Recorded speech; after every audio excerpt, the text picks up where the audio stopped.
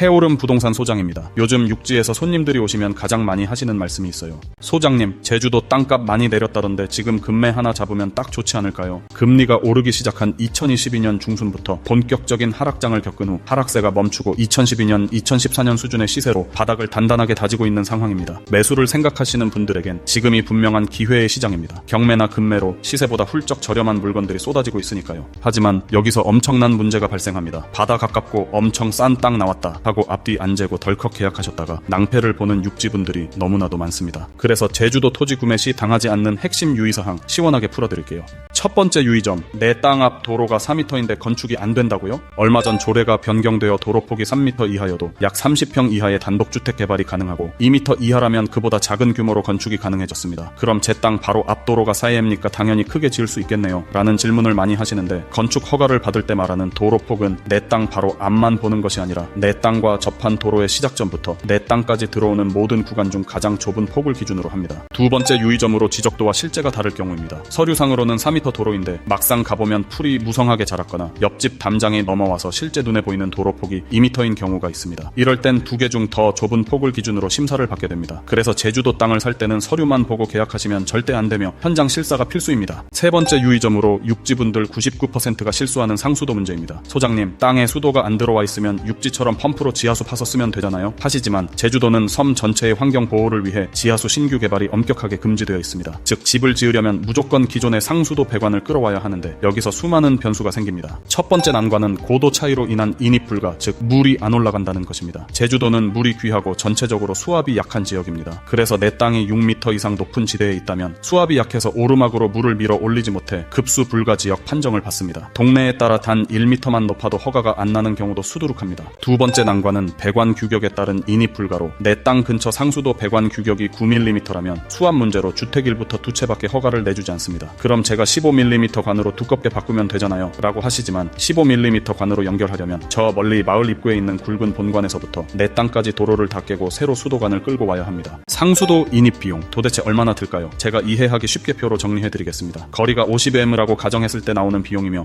460만원 정도면 낼 수 있지 하실 수 있습니다. 하지만 싸게 나온 금마의 땅은 보통 수도 본관에서 200, 500m씩 떨어져 있는 경우가 태반입니다. 200m만 끌어와도 수도 인입 비용만 수천만원이 깨집니다. 세 번째 난관은 단순 수압 약화로 인한 불가입니다. 내 땅 바로 앞에 배관이 지나가고 옆집에 사람이 살고 있어도 허가가 안 나는 황당한 경우입니다. 왜냐고요? 이미 동네 전체의 수압이 너무 낮아서 여기서 새 집이 물을 더 끌었으면 기존 주민들의 생활에 큰 불편을 초래하기 때문입니다. 지자체에서 민원 방지를 위해 아예 신규 건축 허가를 제한해버리는 것입니다. 이러한 문제점들을 기회로 만들 수 있는 해오름 소장표, 3가지 현실적인 타겟책을 알려드립니다.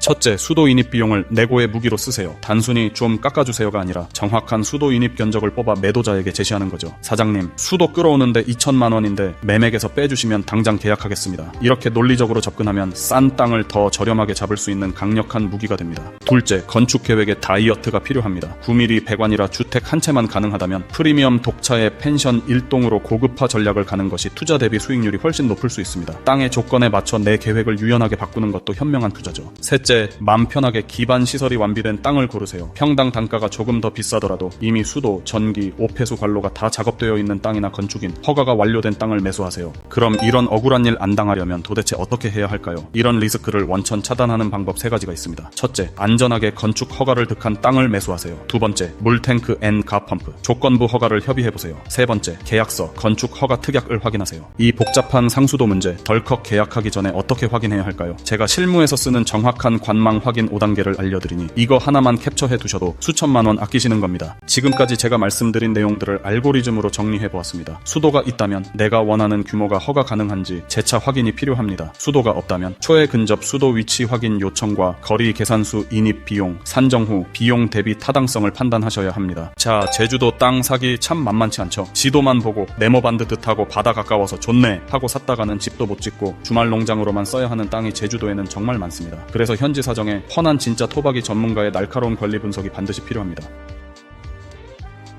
지금 혹시 제주의 마음에 쏙 드는 땅을 발견하셨나요? 그럼 저 해오름 소장에게 전화해서 물어보세요. 궁금하신 땅의 정확한 집원 하나만 문자로 쓱 남겨주시면 오늘 말씀드린 도로폭과 상수도 문제는 물론 무시무시한 오폐수 관로까지 제가 싹 다 팩트 체크해드리겠습니다. 시청해주셔서 감사합니다. 지금까지 해오름 소장이었습니다.